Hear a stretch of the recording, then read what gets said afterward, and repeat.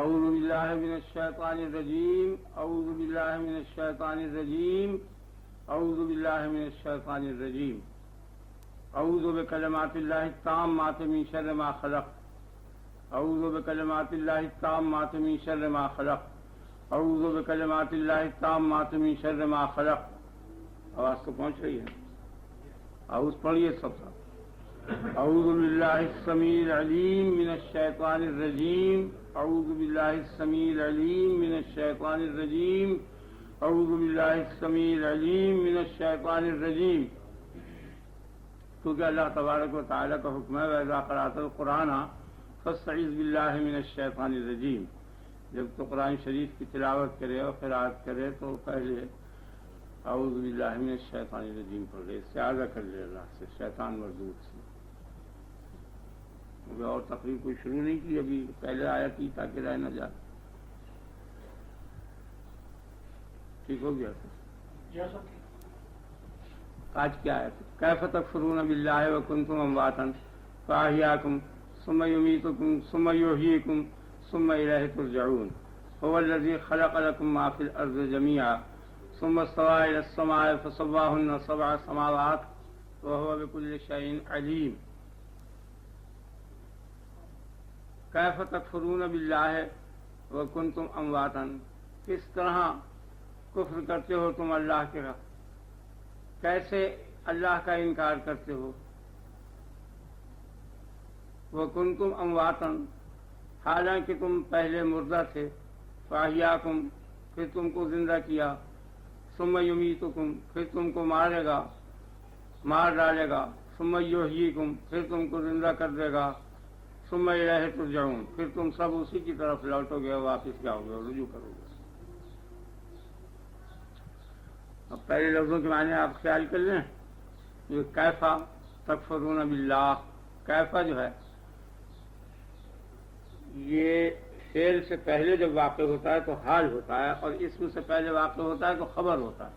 اب یہاں چونکہ فعل ہے تکفرون تو اس سے پہلے کیفا واقع ہے، یعنی کس حالت میں، کیوں کر انکار اور تعجب کے لیے ہے یہ کیفا. اور یہاں جو ہے زجر اور توبیخ مراد ہے، ڈانٹنا مقصود ہے، دھمکانا کہ کیسے کفر کر سکتے ہو اس حالت میں جو آگے حالت بیان کی. کنتم امواتا فاحیاکم، چار حالتیں بیان کی. پہلے تم اموات تھے، مردے تھے، پھر تم کو زندہ کیا، پھر تم کو مار ڈالے گا، پھر تم کو جلائے گا، پھر تم اس کی طرف رجوع ہوگے. یہ حالات تمہیں معلوم ہیں، اور معلوم ہوتے ہوئے تم کس طرح سے کفر کرتے ہو. وہ ڈانٹ ہے.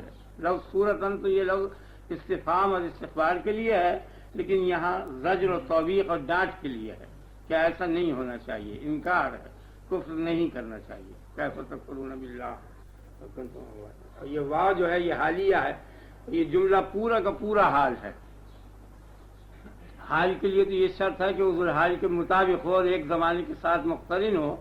لیکن یہاں کنتم امواتن میں ماضی ہے، یعنی زمانہ ماضی میں تم مردہ تھے، تو یہ حالت ہو نہیں سکتی. کنتم امواتن جو ہے کیف تکفرون کا حال نہیں ہو سکتا. تم کفر کر رہے ہو، ذرا حال ہے کہ تم مردہ تھے. حالات مردہ ہونے کی جو حالت ہے وہ ماضی ہے، اور کفر کرنے کی حالت جو ہے وہ حال ہے. تو مطلب یہ ہے کہ نہیں، بلکہ یہ وکنتم امواتن حال جو ہے اس سے نہیں ہے، بلکہ پورا جملہ حال ہے. کنتم امواتن فاحیاکم ثم یمیتکم، پورا کا پورا. اب اس میں بھی ایک دقت ہے، وہ یہ کہ ایک حال تو ماضی ہے اور باقی حال جو ہیں وہ سب مستقبل ہے یا وہ حال ہیں سب کے سب. تو دونوں کے دونوں ماضی اور حال مل کر حال واقع نہیں ہو سکتے. آپ نے خیال کیا؟ ماضی اور حال دونوں مل کر ایک شے کے حال ہو نہیں سکتے. تو اس لیے وہ حالت ضرور ہونی چاہیے کہ جو حاضر ہو اور موجود ہو اور جس سے یہ حال واقع.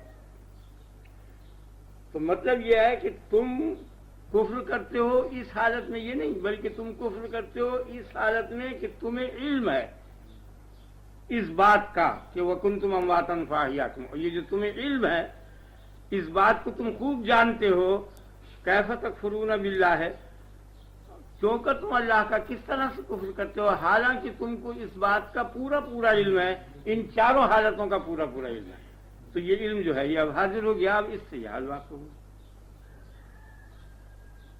فکنتم امواتا فاحیاکم ثم یمیتکم. سو 3 جگہ تو ثم ہے، ایک جگہ فے ہے. فے جو ہے وہ صرف تعقیب کے لیے آتا ہے، یعنی دونوں معطوف اور معطوف علیہ کے درمیان زمانہ فاصل نہیں ہوا کرتا، وہاں تو فے آتا ہے. اور جہاں معطوف اور معطوف علیہ کے درمیان زمانہ ہوا کرتا ہے وہاں ثم آتا ہے. تو چونکہ جب یہ مردہ تھے، مردہ ہونے کے بعد فوراً ہی مردہ ہونے اور زندہ ہونے کے درمیان میں فاصلہ نہیں ہے، اس لیے فے کا لفظ آیا. اب دوبارہ جو آیا ثم کا لفظ آیا، کیونکہ مرنے کے بعد جو ہے ثم یحییکم جو ہے احیا جو ہے وہ موت کے بہت زمانے کے بعد ہوگی، اس لیے ثم کا لفظ آیا. یہ تو الفاظ کی تحقیق ہے. اب یہاں کئی مضمون ہیں غور کرنے کے، اور بعض باتیں بہت مشکل ہیں.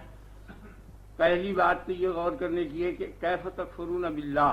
معتزلہ یہ کہتے ہیں کہ یہ آیت کہ تم کس طرح سے کفر کرتے ہو، یہ ڈانٹنے کے لیے ہے اور انکار تعجب کے لیے ہے. یہ جگہ ہو سکتی ہے کہ جب کفر یہ کرتے ہو، اور جب اللہ تعالیٰ کفر بندے میں پیدا کر دے تو پھر یہ کیسے کہہ سکتا ہے وہ کہ تم کیوں کر کفر کرتے ہو، تم کس طرح کفر کرتے ہو.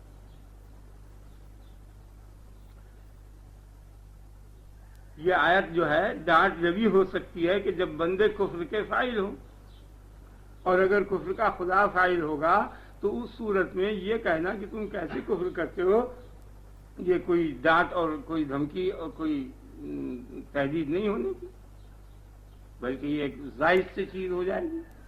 انہوں نے تو ایک اور لفظ کہا ہے کہ وہ بیہودہ سا، کہ ایک بیہودہ لفظ ہو جائے کہ خود ہی کافر میں کفر کو پیدا کیا اور خود ہی یہ کہا تو کیوں کفر کرتا، خود ہی ان کو ایمان لانے سے روک دیا. وَاعْلَمُوا أَنَّ اللَّهَ يَحُولُ بَيْنَ الْمَرْءِ وَقَلْبِهِ. خوب سمجھ لو اس بات کو کہ اللہ تعالیٰ جو ہے آدمی کے اور اس کے دل کے درمیان میں حائل ہو جاتا ہے اور اس کے دل تک ایمان کو آنے نہیں دیتا، اور خود ہی کہتا ہے مَا لَهُمْ لَا يُؤْمِنُونَ. انہیں کیا ہو گیا جو ایمان نہیں لاتے، خود ہی ان کو نصیحت سے روک دیتا ہے، کہتا ہے مَا لَهُمْ عَنِ التَّذْكِرَةِ مُعْرِضِينَ. انہیں کیا ہو گیا کہ یہ نصیحت سے روگردانی کر رہے ہیں اور منہ پھیر رہا. فَأَنَّىٰ تُصْرَفُونَ. خود ہی انہیں پھیر رہا ہے، کہتا ہے کہاں پھرے چلے جا رہا ہو. فَأَنَّىٰ تُؤْفَكُونَ. ان میں خود ہی پیدا کر رہا ہے اور پھر پیدا کر رہا ہے، وجاہت پیدا کر رہا ہے. وہ کہہ رہا ہے کہاں چلے جاتے ہو. مَا مَنَعَ النَّاسَ أَن يُؤْمِنُوا إِذْ جَاءَهُمُ الْهُدَىٰ إِلَّا أَن قَالُوا أَبَعَثَ اللَّهُ بَشَرًا رَّسُولًا. مَا مَنَعَ النَّاسَ أَن يُؤْمِنُوا. لوگوں کو ایمان لانے سے کسی چیز نے منع نہیں کیا. ایسی یہ ان کی دلیل ہے معتزلہ کی. وہ کہتے ہیں کہ کوئی معنی نہیں ہے، اور اگر تم یہ کہو گے کہ خدا تعالیٰ نے پیدا کر دیا تو پھر یہ کہنا کہ ایسا کیوں کرتا ہے، ایسا کیوں کرتا ہے، ایسا کیوں کرتا ہے. وَلَوْ شَاءَ رَبُّكَ لَآمَنَ مَن فِي الْأَرْضِ كُلُّهُمْ جَمِيعًا. اگر تیرا رب چاہتا تو روئے زمین کے تمام آدمی ایمان لے آتے. مَا كَانَ لِنَفْسٍ أَن تُؤْمِنَ إِلَّا بِإِذْنِ اللَّهِ. کسی شخص کی مجال نہیں ہے کہ جو بغیر اذن الہی ایمان لے آئے. جب یہ صورت ہے تو پھر اس قسم کہ وہ ایمان نہیں لا سکتا، کچھ نہیں کر سکتا، تو پھر اس سے یہ کہنا کیوں کفر کرتے ہو، یہ بالکل غیر معقول. اہل جبر نے اس کا یہ جواب دیا کہ چونکہ عقلی دلیل سے یہ ثابت ہو گیا ہے کہ اللہ تبارک و تعالی کو یہ علم ہے کہ کافر ایمان نہیں لائے گا اور کفر کرے گا، اور اس کا علم جہل سے بدل نہیں سکتا، ناممکن اور محال ہے، تو لابد اسے کفر ہی کرنا ہوگا، اس کے خلاف ہو نہیں سکتا.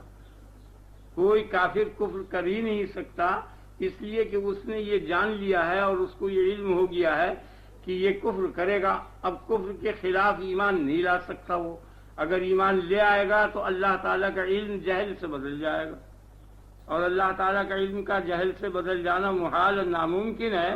اس لیے کافر کا ایمان لانا محال اور ناممکن ہے. اب جب ایمان محال ہو گیا تو وہ کفر پر بالکل مجبور ہو گیا. ان کی دلیل یہ ہے، ایک دلیل. اور اس کے متعلق ان کا دعویٰ یہ ہے کہ تمام روئے زمین کے آدمی مل کر بھی اس کا جواب نہیں دے سکتے. پھر دوبارہ تقریر کر دوں. یعنی اللہ تعالیٰ نے یہ جان لیا کہ ابو جہل ایمان نہیں لائے گا.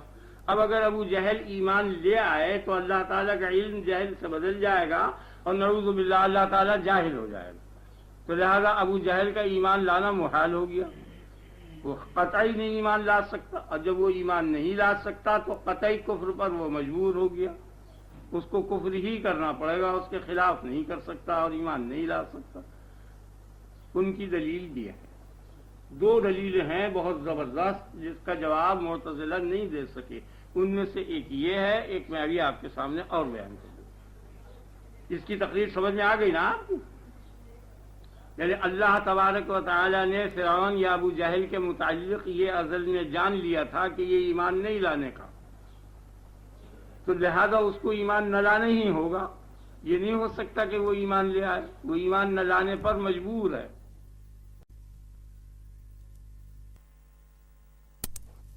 تو لہذا اس کو ایمان نہ لانا ہی ہوگا، یہ نہیں ہو سکتا کہ وہ ایمان لے آئے، وہ ایمان نہ لانے پر مجبور ہے، یعنی کفر پر مجبور ہے، اور جب وہ کفر پر مجبور ہو گیا اور ایمان نہیں لا سکتا تو ایمان لانے کی قدرت اس میں بالکل نہیں رہی، اس لیے وہ بالکل مجبور ہو گیا۔ یہ ان کی دلیل ہے، اس کا ہونا ضروری ہے اور لازمی ہے۔ جب وہ لازمی چیز ہے تو وہاں سوال قدرت کا پیدا ہی نہیں ہوتا، جو شے لازمی ہے وہ ہو کے رہے گی، قدرت ہو یا نہ۔ ایک یہ بات وہ یہ کہتے ہیں کہ اچھا ہم نے یہ مان لیا کہ کفر پر قادر ہے، ہم نے مان لیا کہ انسان کفر پر قادر ہے، ایمان اور کفر دونوں پر قادر ہے۔ جب قدرت دونوں پر ہے تو کیا وجہ ہے جو اس نے کفر اختیار کیا اور ایمان نہیں اختیار کیا؟ اور وہ وجہ کہ جو اس کو کفر کی طرف لا رہی ہے، وہ وجہ یا تو اسی کا فعل ہے یا وہ من جانب اللہ ہے۔ اگر وہ وجہ اسی کا فعل ہے، اس وجہ کو مرجح کہتے ہیں، باعث داعی سبب، کہ فلاں سبب ہوا تو قدرت کو فعل یا ترک فعل کی طرف رجوع کیا، یعنی کفر اور ایمان دونوں پر قدرت برابر ہے۔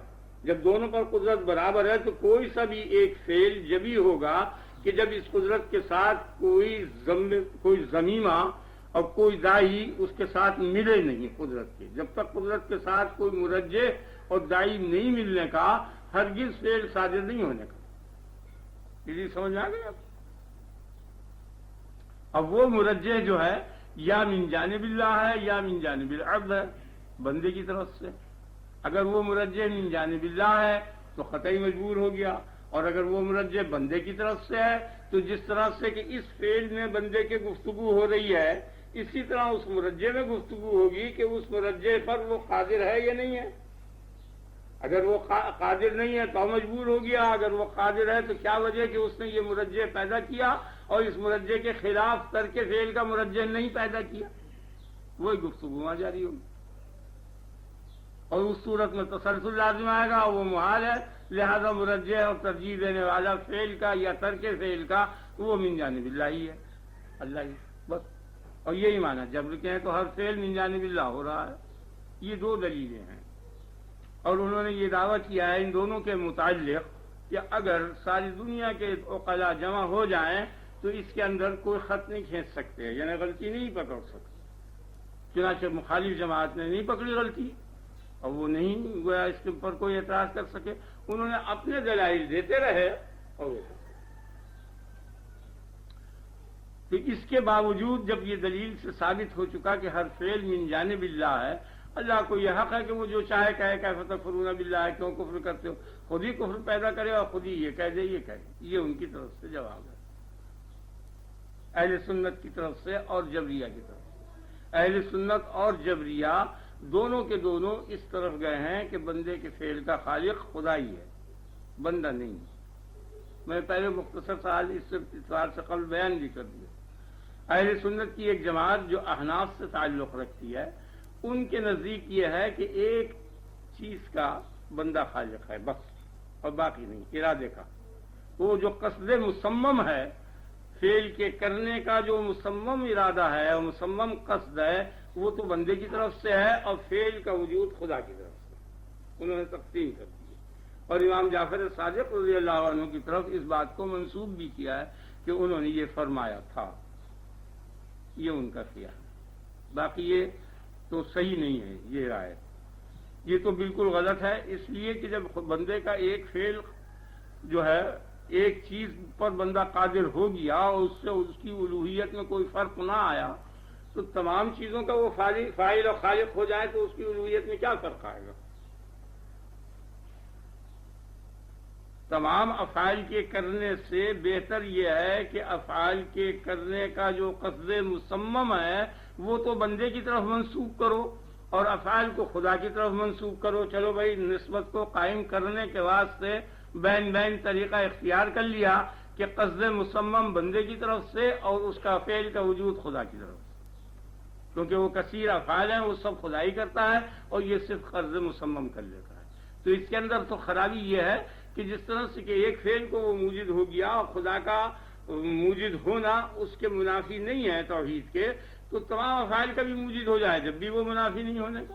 اور اس کے علاوہ دوسری خرابی اس کے اندر اور ہے، وہ یہ ہے کہ ہر شخص کا قصد مصمم الگ ہے اور ہر فعل کا قصد مصمم الگ ہے، تو گویا جتنے افعال کرے گا اتنے ہی قصد ہوں گے، تو کوئی خاص فائدہ نہیں ہوا، بلکہ جتنے افعال کیے اتنے ہی قصد کیے۔ جس طرح افعال کا خالق ہونا خدا کی خالقیت کے خلاف ہے، اسی طرح اتنے ہی قصدوں کا خالق ہونا خدا کی خالقیت کے خلاف۔ بہت باریک بات ہے، آپ نے خیال فرمایا؟ تو یہ اصول تو بالکل غلط ہے۔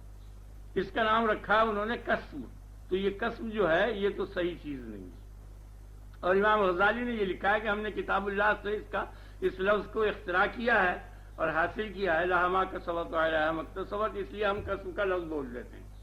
تو وہ تو ایک بے معنی سی چیز ہے، کیونکہ قسم یا موجود ہے یا معدوم ہے، دو ہی صورتیں۔ اگر قسم موجود ہے تو ایک موجود کا قطعی خالق وہ ہو گیا، اگر معدوم ہے تو وہ لا شیء محض ہے، اس سے ختم مجبور ہو گیا۔ ہر صورت میں دقت ہے۔ اب میں آپ کو اس کی دقت کی وجہ بتاؤں گا کہ اس میں خرابی دقت کیا ہے، اور دو بات مسئلہ سمجھ میں نہیں آتا اس کی وجہ بتاؤں گا، ابھی تھوڑی دیر میں آپ کی انشاءاللہ سمجھ میں آ جائے گا۔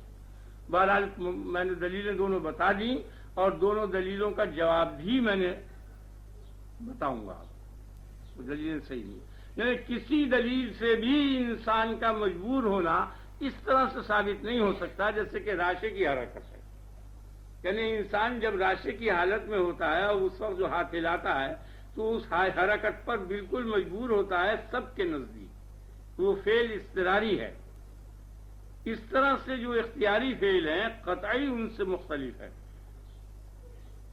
یعنی راشے کی حرکت میں اور اس حرکت میں قطعی فرق ہے اور بین فرق ہے کہ اس سے کوئی بھی اختلاف نہیں کر سکتا۔ تو یہ فعل، یہ حرکت جو ہاتھ کی ہو رہی ہے میرے، یہ ہاتھ کی حرکت راشے کی حرکت کے بالکل مشابہ ہے، اگر کوئی کہے تو وہ بالکل غلط ہے۔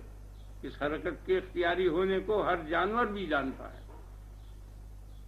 اور اس حرکت کے اضطراری ہونے کو سب جانتے ہیں۔ تو اگر بندہ مجبور ہوگا اور مجبور ہونے کا جو شعور ہم کو دیا گیا ہے وہ وہی شعور ہے کہ جو شعور راشے کی حرکت کا ہے۔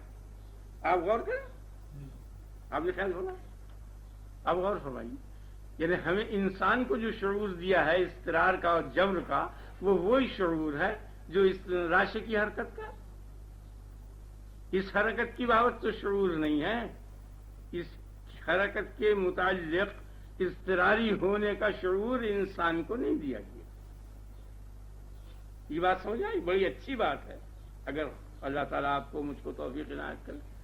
یعنی یہ حرکت جو ہے، جو یہ ہاتھ سے میں کر رہا ہوں، اس حرکت کو غیر اختیاری ہونا، اس کا غیر اختیاری ہونے کا شعور کسی ذی شعور ان کو نہیں ہے، کسی انسان کو نہیں ہے۔ ہر شخص اس کو اختیاری فعل سمجھے گا، اختیاری کرے، اور وہ راشے کی جو حرکت ہے اس کا شعور اضطراری سب کو دے دیا گیا ہے۔ تو ان دونوں میں بین فرق ہے، اور ایسا بین فرق ہے کہ اس کو ایک کہا نہیں جا سکتا۔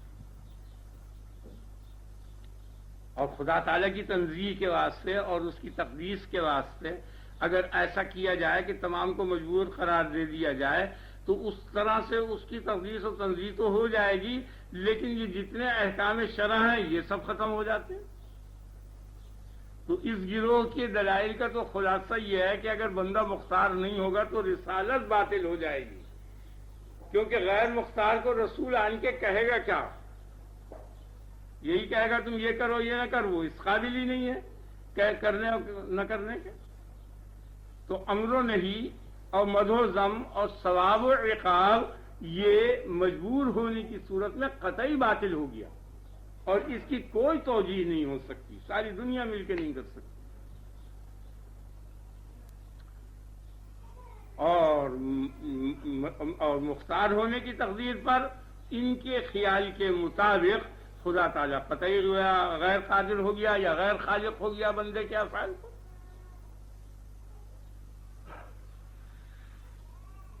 یہ دو دقتیں ہیں. یعنی اگر جبر کا کوئی اختیار کر لیتے ہیں تو رسالت باطل ہو جاتی ہے، اور اگر قدرت اور اختیار کو اختیار کرتے ہیں اور اس کے قائل ہوتے ہیں تو الوہیت میں یہ نقص آتا ہے. تو اہل سنت کی نظر الوہیت کی طرف پڑی، انہوں نے کہا خدا کو تنزیہ کر لو چاہے رسالت ختم ہو یا کچھ بھی ہو. معتزلہ کی نظر اس طرف پڑی کہ رسالت باقی رہے چاہے خدا میں کوئی نقص آ جائے، کوئی حرج نہیں، مگر امر و نہی مدح و ذم ثواب و عقاب جنت و دوزخ یہ باقی رہنا چاہیے. یہ دو گروہ بس. اور وہ جو بیچ کی جماعت ہے وہ کوئی چیز نہیں ہے، وہ وہم ہے بالکل، کسب کی وہ اس کی کوئی حقیقت نہیں ہے بس. اب ان دونوں چیزوں میں اگر تطبیق دے دی جائے تو یہ بالکل صفائی ہو جائے گی. واقعہ یہ ہے کہ نہ محض جبر ہے نہ محض قدر ہے، دلیلیں دونوں کی غلط ہیں، صحیح نہیں ہے. مثلا انہوں نے یہ کہا کہ اگر امر و نہی اگر مجبور ہوگا تو امر و نہی باطل ہو جائے گا، یہ غلط ہے دلیل. اس کا جواب اہل سنت نے نہیں دیا، گوے سب. ظاہر میں کتنی اچھی بات ہے یہ، آپ نے خیال فرمایا. یعنی معتزلہ کی دلیل جتنی دلیلیں ہیں کوئی دلیل مستقل نہیں ہے، سب دلیلوں کا خلاصہ صرف یہ ہے کہ اگر بندہ مجبور ہوگا تو امر و نہی ثواب و عقاب مدح و ذم یہ جاتا رہے گا، اب باطل ہو جائے گا. نہ کسی کی مدح ہوگی، نہ مذمت ہوگی، نہ ثواب ہوگا، نہ عقاب ہوگا، نہ امر ہوگا، نہ نہی ہوگی. بس ساری دلیلوں کا ان کا حاصل صرف یہ ایک حرف ہے اور کوئی شے نہیں. ان کے دلائل کا حاصل یہ ہے کہ اگر بندہ مختار ہوگا تو خدا کی مختاریت کے یہ منافی ہے. بس خدا پاک ہے کہ دوسرا شخص مختار ہو جائے اور موجد افعال ہو جائے، ان کا یہ خلاصہ. نہ ان کے دلائل کا انہوں نے جواب دیا نہ ان کا اپنی دونوں کہتے رہے بس. حالانکہ دلائل طرف ہے ان کے کلیتاً غلط ہیں. کلیتاً غلط ہونے کے معنی یہ ہے کہ مجموعہ صحیح نہیں ہے. ایک جز میں تو وہ ٹھیک بیٹھتے ہیں اور باقی کلیتاً نہیں بیٹھتے. اب انہوں نے یہ کہا کہ اگر رسول مجبور ہونے کی صورت میں رسول آئے گا اور رسول کہے گا یہ کر اور یہ نہ کر، تو اس صورت میں رسالت اور تبلیغ اور امر و نہی یہ باطل ہو جائے گی. تو یہ بظاہر تو ٹھیک ہے، لیکن غور کرنے کے بعد آپ دیکھیں کہ یہ باطل نہیں ہوتی، اس لیے کہ مجبور ہونے کی صورت میں آواز پہنچ رہی ہے نا آپ حضرات تک. جبکہ مجبور ہے بندہ تو مجبور ہونے کی صورت میں تبلیغ ناجائز نہیں ہے، اس لیے کہ وہ تبلیغ بھی جبری ہے. اب میں خیال تبلیغ بھی جبری ہے. یعنی جس طرح کہ یہ ایمان لانے پر مجبور ہے اور وہ کافر کفر پر مجبور ہے، اسی طرح نبی تبلیغ پر مجبور ہے. وہ جبر کی صورت میں یہ باطل جب ہو کہ جب تکلیف دینے والا اور امر و نہی کرنے والا با اختیار ہو. خدا خود تو تکلیف دے نہیں رہا اور خود امر و نہی نہیں کر رہا، رسول کے واسطے سے یہ تبلیغ ہو رہی ہے. اور رسول جس طرح سے کہ قوم مجبور ہے ایمان و کفر پر، اسی طرح وہ تبلیغ پر مجبور ہے کہ ایمان لاؤ کفر نہ کرو. دونوں صورت تکلیف جبری ہے. تو لہٰذا وہ معتزلہ کی دلیل کا بالکل خاتمہ ہو گیا. پھر تقریر کر دوں. یعنی مطلب یہ ہے کہ بہت بڑا پتھر ہے جو اوپر سے لڑکتا ہوا چلا آ رہا ہے، اس کے سامنے جو چھوٹے چھوٹے پتھر آئیں گے وہ ان کو ساتھ لیتا ہوا لڑکاتا ہوا چلا جائے گا. نیچے گرتے کوئی گڑھے میں جا پڑے گا، کوئی گھاس میں جا پڑے گا، کیسا ختم ہوا. آپ نے خیال کیا نا، یعنی ایک بڑا پتھر اوپر سے لڑک رہا ہے اور اس کے آگے چھوٹے چھوٹے ٹکڑے پڑے ہوئے ہیں، وہ اس کے روندن میں آ رہے ہیں. روندن میں آتے آتے نیچے آنے کے بعد ایک گڑھے کی طرف جا پڑا، اس کا نام جہنم رکھ دیا. ایک گھاس کی طرف ہریاول کی طرف جا پڑا، وہ جنت میں جا پڑا، کیسا ختم ہوا. اور کیا ہوا. یعنی جس طرح سے کہ ابو جہل اور ابو بکر مجبور ہیں کفر و ایمان پر، اسی طرح نبی صلی اللہ علیہ وسلم مجبور ہیں ان کو کفر ایمان کی تبلیغ پر کہ ایمان لاؤ کفر نہ کرو، امر ایمان اور نہیں کفر پر. جب جبر ہوا کہ بندے کے فعل کا خالق خدا ہے، تو ان بندوں کے فعل کا جس طرح خدا خالق ہے اور یہ مجبور ہے، اسی طرح انبیاء جو بندے ہیں ان کے فعل کا بھی وہی خالق ہے، وہ بھی مجبور ہے۔ اس لیے وہ دلیل جو ہے ختم ہو گئی، کچھ اس کی حیثیت نہیں رہتی۔ مجبور کو تکلیف دینی اس وقت کبھی ہے کہ جب تکلیف دینے والا تو خود تو ہو با اختیار اور وہ ہو بے اختیار، تب تو وہ برا ہو، اور وہ بھی مجبور۔ یہاں بھی آپ دیکھ لیجئے کہ جب ریلا آیا تو اب ریلا جس طرح مجبور ہے آنے پر، اور ریلے میں جو لڑک جائے گا وہ بھی مجبور ہے آنے پر، جبری فیل ہو رہا ہے دونوں طرف سے۔ آپ نے خیال کیا؟ نہیں سمجھ میں آیا تو میں اور وضاحت کروں، بہت بڑھیا بات ہے، بہت قیمتی چیز ہے۔ چلو وہ دلیل ساقط ہو گئی، یعنی کوئی دلیل اختیار پر نہیں لا سکے وہ، یہی ہے بڑی دلیل، یا ایک ہی دلیل ہے وہ، اس کو مختلف عنوانوں سے بیان کیا گیا کہ جب مجبور ہے تو پھر اس کا ثواب و عقاب کیسا۔ ساری دنیا بچہ جانتا ہے، ایک یہی مسئلہ ایسا ہے کہ بڑے عالم سے لے کے چھوٹا جاہل سے جاہل بھی اسے جانتا ہے، سب اس میں گفتگو کرتے ہیں۔ جب ہم مجبور ہیں اور کچھ نہیں کر سکتے تو پھر ثواب و عقاب کیسا؟ تو میں نے آپ کو بتایا کہ یہاں یہ سوال ہی نہیں پیدا ہوتا، اس لیے کہ وہ فعل جبری ہو رہا ہے۔ جس طرح تم مجبور ہو اس فعل کے کرنے پر، وہ جو تم سے کرا رہا ہے وہ کرانے والا بھی مجبور ہے، کوئی بھی دقت باقی نہیں ہے۔ اور پھر فعل کا کرنا خود ایک تو اپنے ہاتھ سے کر دے۔ آپ دیکھیے کوئی سی صورت لے لیں، بڑی عجیب بات ہے، یعنی ایک بکرے کو آپ خود ذبح کر دیں، یا ایک آدمی کو آپ چھری دیں کہ تو ذبح کر دے اور اس نے ذبح کر دی، ان دونوں میں کچھ بھی فرق نہیں ہے۔ فعل کو کرنا خود اور دوسرے سے کرانا دونوں برابر۔ اچھا چلو آپ نے چھری نہیں دی، اس نے اپنے اختیار سے اور اپنے آلے سے اور اپنی چھری سے اسے ذبح کر دیا، ٹھیک ہے، اس میں کرانے والے کا اور کرنے کا سوال ہی نہیں ہے، دیکھنے کا سوال ہے۔ تو آپ دیکھ رہے ہیں اس کو، اور دیکھنے کے بعد اس کو روکتے نہیں، باوجود روکنے کی قدرت کے، آپ کو قدرت ہے کہ آپ روک دیں، تو اس کے معنی یہ ہوئے کہ یہ فعل آپ نے خود کیا یا خود کرایا، ایک ہی چیز۔ نہیں سمجھ میں آئی بات؟ یعنی مطلب یہ ہے کہ اگر اللہ تبارک و تعالی یہ فعل کر رہا ہے تو اگر بندے کو قادر مان لیا جائے اور بندے میں قدرت تسلیم کر لی جائے تو قدرت کفر کی دینی، اور یہ علم ہے کہ اس قدرت سے کفر ہی کرے گا، بندہ اپنے اختیار اور قدرت سے کفر ہی کرے گا، تو یہ ایسی بات ہے کہ کفر کا پیدا کر دینا یا کفر کو اس سے مجبور کر کے کرا دینا، یہ دونوں باتوں کی بالکل برابر ہے، کچھ بھی فرق نہیں۔ وہ خلاصہ اس کلام کا میرے یہ ہوا کہ فعل کا کرنا اور کروانا اور کرتا ہوا دیکھنا باوجود روکنے کی قدرت کے تینوں برابر ہیں، کچھ بھی فرق نہیں۔ وہ جو اعتراض وہاں ہے وہی وہاں۔ بندے کو مجبور مان لو تو، مختار مان لو تو، ہر صورت پر اعتراض ہے۔ آپ کے خیال میں آ گیا نا؟ یعنی فعل کا کرنا اور کرانا اور کرتا ہوا دیکھنا، وہ دیکھ رہا ہے برابر، یہ فعل کر رہا ہے کافر، یا فاسق فسق کر رہا ہے، کافر کفر کر رہا ہے، اور اللہ تعالیٰ کو روکنے کی پوری قدرت ہے، اور باوجود پوری قدرت کے وہ نہیں روکتا۔ سمجھ آ گیا نا؟ تو معلوم ہوا کہ سب اس کی مرضی اور رضا اور اسی کے اشارے سے ہو رہا ہے۔ اگر وہ چاہتا تو کیسے ہو سکتا؟ روکنا چاہتا تو روک سکتا ہے، اور پھر نہ روکے تو معلوم ہوا کہ یہ اسی کے اشارے سے ہو رہا ہے سب۔ آگے نا آپ کے خیال؟ تو اس لیے دقت اس میں یہ ہے کہ کوئی سا بھی پہلو لے لو بچ نہیں سکتا۔ اس لیے ایک جماعت نے ایک رخ اختیار کر لیا اپنے اس نظریے کے ماتحت کہ جس قیمت پر ہو خدا تعالیٰ کی تنزیہ ہو جائے، اور دوسری جماعت نے یہ گویا نظریہ اختیار کر لیا کہ جس صورت میں وہ رسالت باقی رہے۔ اور واقعہ یہ ہے کہ الوہیت بھی حق ہے اور رسالت بھی حق ہے، ادھر نظر نہیں گئی، یعنی ایک ایک جز کی طرف نظر گئی۔ واقعہ یہ ہے کہ دونوں حق ہیں، خدا بھی حق ہے، رسول بھی حق ہے، دونوں باتیں حق ہیں اور دونوں باتیں صحیح ہیں۔ اب انہوں نے کیف تکفرون پر تو یہ اعتراض کیا، اور اس اعتراض کا وہ جواب نہیں دے سکتے، تو اب ان کے سامنے تو دوسری آیت پڑھنی چاہیے تھی، وَلَوْ شَاءَ رَبُّكَ لَآمَنَ مَنْ فِي الْأَرْضِ كُلُّهُمْ جَمِيعًا، اگر تیرا رب چاہتا تو روئے زمین کے کل آدمی ایمان لے آتے۔ یہ کھلی دلیل ہے اس چیز کی کہ اس نے نہیں چاہا۔ مَا كَانَ لِنَفْسٍ أَن تُؤْمِنَ إِلَّا بِإِذْنِ اللَّهِ، کسی شخص کی یہ مجال نہیں ہے کہ بغیر اذن الہی اور اجازت الہی وہ ایمان لے آئے.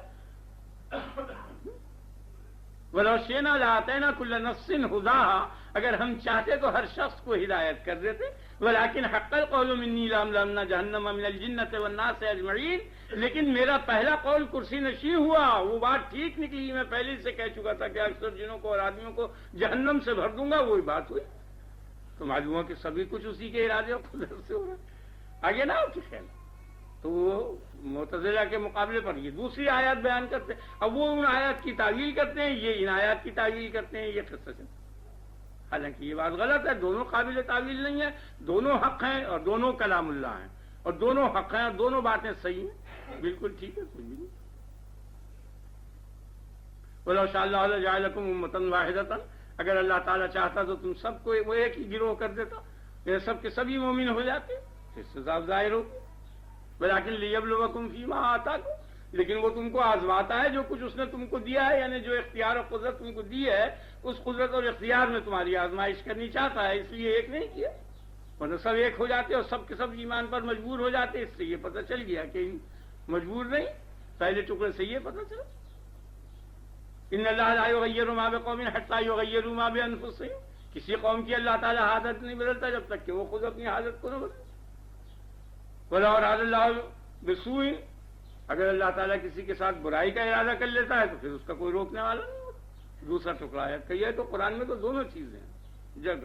جہاں بھی آپ آیت دیکھیں گے، ایک آیت میں اختیار نکلے گا، ایک آیت میں جبر نکلے گا. تو ہر ایک گروہ نے اپنے اپنے خیال کے مطابق مضمون اختیار کر لیا. اور چاہیے یہ تھا کہ دونوں باتیں چونکہ قرآن میں موجود ہیں اور دونوں اللہ کے کلام ہیں، دونوں حق ہیں، دونوں کو کرنا چاہیے.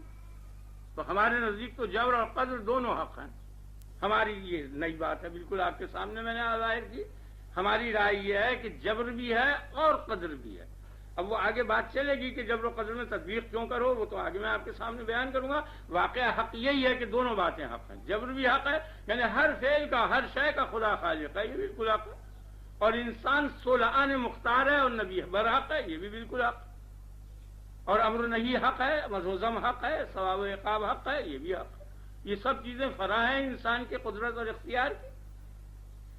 کہ انسان پورا کا پورا مختار ہے اور انسان پورا کا پورا مجبور ہے، کوئی فرق نہیں. یہ اس کا حل ہے جو میں آپ کے سامنے بیان کیا مختصر، کہ انسان قادر بھی ہے اور مجبور بھی ہے، اور جس حیثیت سے وہ قادر ہے اس حیثیت سے وہ مکلف ہے، اور جس حیثیت سے وہ مجبور ہے اس حیثیت سے وہ مکلف نہیں ہے. آپ کی سمجھ میں آ گیا نا کہ نہیں آیا؟ مطلب یہ ہے کہ اب یہاں دلیل سے تو یہ ثابت ہو گیا، حسی مشاہدہ تو اس بات کا ہے کہ انسان مختار ہے، اور مختار ہے نا، حس سے تو یہ ثابت ہو گیا. اور عقلی دلیل سے اور نظری اور غور سے یہ پتہ چلا کہ مجبور ہے. اور جب کہ دلیل اور حس کا مقابلہ ہو جائے تو عمل جو ہوگا وہ حس پر ہوگا اور ایمان جو ہوگا وہ نظر پر ہوگا. تو ایمان تو اس بات پر لانا پڑے گا کہ ہر شے کا خدا خالق ہے، اور عمل اس بات پر کرنا پڑے گا کہ ہر شے کے ہم فاعل ہیں. یعنی اس نظریے کے پیش نظر ترک عمل نہیں ہونے کا کہ ترک تکلیف ہو جائے، امر نہیں جاتا رہے، نظام بگڑ جائے. یہ چیز جب دلائل میں تعارض ہو جاتا ہے تو اس صورت میں یہ ہوا کرتا ہے کہ جو بین دلیل ہوتی ہے اس پہ تو عمل کرتے ہیں، اور جو نظری دلیل ہوتی ہے اس پہ ایمان لاتے ہیں. جیسے قرآن کے متشابہات کہ ان کے اوپر ایمان لانا فرض ہے لیکن عمل فرض نہیں ہے، عمل کرے گا تو وہ گمراہ ہو جائے گا. الف لام میم جو ہے یہ اللہ کا کلام ہے یا نہیں؟ بولو کیا کہتے ہو؟ جو کہ نہیں تو قطعی کافر ہو گیا، لیکن اس پہ عمل تو نہیں ہونے کا کہ اس کے معنی کھینچ تان کے کچھ نکال کے اور کچھ گھڑ لے. اور جو محکمات ہیں وہ چونکہ بین طور پر ثابت ہو چکے ہیں، اس لیے عمل محکمات پر ہوگا اور ایمان متشابہات پر ہوگا.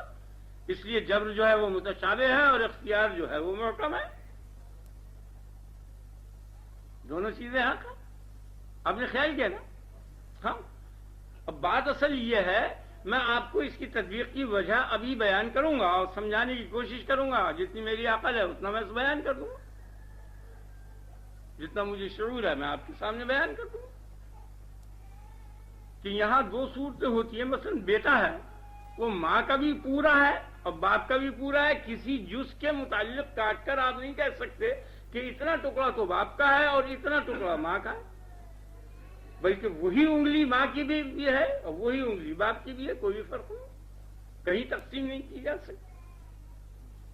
کسی جگہ میں بھی آنکھ میں، کان میں، ناک میں، جلد میں کچھ بھی نہیں کر سکتے آپ. پورا کا پورا بیٹا ماں کا ہے اور پورا کا پورا بیٹا باپ کا ہے. آگے نا آپ کے خیال میں. اب جب عورتوں میں ذکر ہوتا ہے کہ یہ کس کا بچہ ہے، کہتے ہیں فلانی کا. اب سمجھ گئے نا. مردوں میں جب ذکر ہوتا ہے کس کا ہے تو کہتا فلانے کا. نہیں آپ تو جو مردان معرفت ہیں، بالغان معرفت، جب ان سے ذکر ہوتا ہے وہ کہتے ہیں کلی شے کا اللہ کے خالق. جب عوام میں ذکر ہوتا ہے تو کہتے ہیں ہر فعل ہم کرنا ہے، یہ ہم نے گناہ کیا، یہ ہم نے نماز پڑھی، اللہ اس کا بدلہ دے، اللہ یہ کرے، اللہ یہ کرے. اب سمجھ گئے نا. اب مثال سے جہاں تک وہ سمجھ میں آ جائے تو بہت ہی اچھا ہے. خیال میں آئیے نا. اب اس میں بھید جو ہے وہ آپ سمجھیے کہ یہ بھید کیا ہے. بھید یہ ہے کہ اللہ تعالیٰ کا کسی شے کو پیدا کر دینا، اس شے کا پیدا ہو جانا، اس کا مجبور ہونا نہیں ہے. ایک تو یہ بات آپ سمجھ لیں، اور ایک یہ بات آپ سمجھ لیں کہ مجبور ہونے اور مختار ہونے کا جو شعور ہے ہمارا، اس شعور ہی پر تو قیاس ہوگا.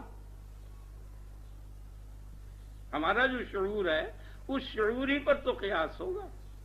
اب ہم میں سے دو آدمی ہیں، ایک تو ریاضی کے دقیق مسائل جانتا اور ایک نہیں جانتا، تو بکرا ہم دونوں کے متعلق ایک کو غبی اور ایک کو حکیم نہیں سمجھ سکتا. بکرے کو وہ شعور نہیں دیا گیا کہ جس شعور کے ذریعے ایک کو مہندس سمجھے اور ایک کو غیر مہندس، جاہل، سفیہ، غبی سمجھے. وہ شعور نہیں. تو یہ جو موجود شعور انسانی ہے، فیصلہ تو اسی پر ہوگا نا. آپ اسی شعور ہی پر تو جو کچھ فیصلہ کرنا چاہیں گے کریں گے. ہاں اگر اس سے قوی شعور ہو جائے تو اس کے بعد وہ دوسری شے ہو جائے گی، اس وقت یہ احساس ہو جائے گا، اور جو اس وقت شعور میں چیزیں نہیں آ رہی وہ اس وقت آ جائیں گی. یہ بات نہیں ہے کہ بات دقیق ہے ہماری سمجھ میں نہیں آتی، بلکہ اس کا شعور ہی نہیں ہے. جیسے کہ یہ مربع ہے، اس کے چاروں زاویے جو ہیں قائم ہیں، اسے کوئی جانور نہیں جانتا بالکل، کیونکہ اس کو یہ شعور نہیں دیا گیا. یہ نہیں ہے کہ وہ بلید ہے اور سمجھانے سے نہیں سمجھتا، نہیں، وہ شعور ہی نہیں ہے. آپ کتنے ہی سمجھائیں وہ سمجھ ہی نہیں سکتا، محال اور ناممکن. تو بالکل اسی طرح سے انسان کو ایک شعور دیا گیا ہے، اور اسی شعور کے اعتبار سے وَمَا أُوتِيتُم مِّنَ الْعِلْمِ إِلَّا قَلِيلًا، تم کو جو شعور اور علم دیا گیا ہے وہ تھوڑا سا ہے، تو اس تھوڑے کے اعتبار سے آپ سمجھیں گے، بڑے کے اعتبار سے نہیں سمجھیں گے. اور اس شعور میں دونوں طرف لاتناہی ہے. یعنی جو موجود انسان کو شعور دیا ہے وہ بیچوں بیچ میں ہے، اسے وسط کہتے ہیں. ایک تو وسط بیچ اور ایک وسط بیچوں بیچ، جیسے مرکز دائرے کے بیچوں بیچ میں ہے کہ اس کے گول گھیرے تک جتنے بھی خط کھینچے جائیں گے سب برابر ہوں گے. تو انسان کو جو شعور دیا ہے بلکہ تمام موجودات کا وجود ہی مرکز میں ہے. ہر وجود کی زیادتی پر لاتناہی اللہ تعالیٰ قادر ہے اور اس کی کمی پر لاتناہی قادر ہے. تو اس لیے جو چیز پیدا ہوگی وہ بیچ میں ہوگی جب بھی ہوگی. یہ بڑی عجیب بات ہے. اللہ تعالیٰ جو شے پیدا کرے گا وہ بیچوں بیچ میں ہوگی، اس کی دونوں طرفوں پر لا انتہا قدرت ہے. کم سے کم لا انتہا چلا جائے گا، زیادہ سے زیادہ لا انتہا چلا جائے گا. تو یہ جو موجود شعور آپ کو دیا گیا ہے یہ جانور کے شعور سے ضرور زیادہ ہے، لیکن اس شعور پر جس طرح جانور کے شعور سے آپ کا شعور زائد ہے، اسی طرح اس شعور سے زائد بالکل قریب ہی میں، زیادہ لمبا فاصلہ نہ کریں، ایک اور شعور ہے جو اس سے قوی ہے. اس شعور کے جو شاعر ہیں اور جن کو وہ شعور ہے اور ذی شعور ہے، وہ آپ کو ایسا ہی سمجھتے ہیں جیسے کہ آپ جانوروں کو سمجھتے ہیں، اور ان کے شعور میں وہ بات ہے. اور وہ بھی حقیقت کو نہیں پہنچے کیونکہ ان کے شعور پر لا انتہا قدرت ہے. اس کو اور پیدا کیا اس نے وَمَا يَعْلَمُ جُنُودَ رَبِّكَ إِلَّا هُوَ، تیرے رب کے لشکروں کو بجز اس کے اور کوئی نہیں جانتا. تو ہر ایک کے اعتبار سے ایک شعور ہے. تو یہ جتنے مصنوعی شعور ہیں ان میں لا نہایت ہے. یہ مصنوعی ہے، یعنی ثانی کی صنعت ہے. خدا نے جو مخلوق کیا ہے شعور کو، آپ سمجھ گئے نا اچھی طرح سے، یہ نہیں سمجھے؟ تو اس موجود شعور پر فیصلہ ہم کو کرنا ہے. تو موجود شعور پر لا شعور کا فیصلہ تو ہو نہیں سکے گا، اسی شعوری کے اندر رہتے ہوئے فیصلہ ہوگا. آگے نا آپ کے سمجھ. تو اللہ تعالیٰ کے علوم کے متعلق تو یہ شعور جو ہے محسوس ہی نہیں کر سکتا. جان ہی نہیں سکتا. اس کی حکمتیں جو ہیں اور اس کے جو مصنوعات ہیں ان کے بعض مدارج کو جانے گا، آگے نہیں جان سکتا. یہ اتنا شعور دیا ہے اور کچھ نہیں ہے، جس کی تفصیل کا یہاں وقت نہیں ہے. میں آپ کو سمجھا دوں کہ اس کی شعور کی انتہا اتنی ہے بس، اور کچھ نہیں. یہ جزیات سے کلیات کو اخذ کرتا ہے بس انسانی شعور، اس سے زیادہ کچھ نہیں جانتا. یعنی ان کی مقداروں میں تعدادوں میں اضافہ کرتے چلے جائیں ہم آپس میں، ہم میں شعور ہوگا، ہم سے زیادہ دوسرا کر لے گا، تیسرا کر لے گا، لیکن رہے گی وہی نوع. جیسے کہ جو مچھلی ہے جس دریا کے اندر، وہ کتنے پھدک کے ادھر سے ادھر چلی جائے وہ اس دریا کے اندر ہی رہے گی. تو یہ جو آپ کے شعور کا دریا ہے، اس کے اندر جو سوچ و وچار ہوگا وہ اس کے اندر ہی رہے گا، باہر نہیں جانے کا، باہر کی چیز قطعی نہیں معلوم ہونے کی. تو اس شعور سے بالا تر لا انتہا شعور ہیں، اور ان سب پر خدا قادر ہے، اور ان سب قسم کی مخلوقیں اس نے پیدا کی ہیں. ملائکہ کو ہم سے زیادہ شعور ہے، وہ سب جانتے سمجھتے ہیں. یعلمون ما تفعلون، جو فعل ہم کر رہے ہیں یہاں ہم کوئی نہیں دیکھ رہے، لیکن ان کو سب معلوم ہے جو ہمارا فعل ہے. ملائکہ کو شعور ہے نہیں. کرامن کاتبین بڑے بزرگ اور محترم منشی ہیں کہ جو جانتے ہیں جو کچھ تم فعل کر رہے ہو، ہر فعل کو وہ لکھ رہے ہیں. ما یلفظ من قول الا ولدیہ رقیب عتید، ایک لفظ منہ سے نہیں نکلنے پاتا کہ فوراً وہ نوٹ کر لیا جاتا ہے.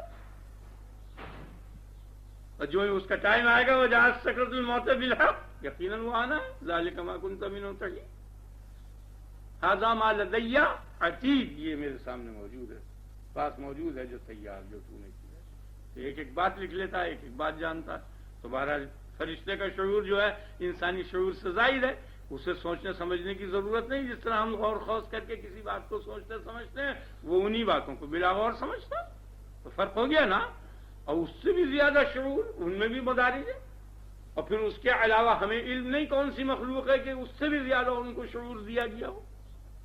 اور پھر خدا کا جو شعور ہے وہ سمجھانے کے لیے لفظ شعور بولا جا رہا ہے. خدا کا جو علم ہے اس تک تو کوئی پہنچ ہی نہیں سکتا. لا یحیطون بشیء من علمہ، اس کے علم سے، یعنی اس کا وہ علم جو مخلوق ہے اس کی، وہ بھی تو اسی کا علم ہے نا. جیسے جہان اس کا اگر آپ دیکھیں ذاتی علم نہیں، بلکہ جو علم مصنوعی و مخلوق ہے اس کا بھی تو وہ پورا احاطہ نہیں کر سکتے الا بما شاء، مگر اتنا ہی جتنا وہ چاہے. اور اس کی ذات کا جو علم ہے اس کو نہیں، اس کی صفات کا جو علم ہے، کیوں کر پیدا کرتا ہے اس کا جو علم ہے وہ قطعی نہیں سمجھ میں آنے کا.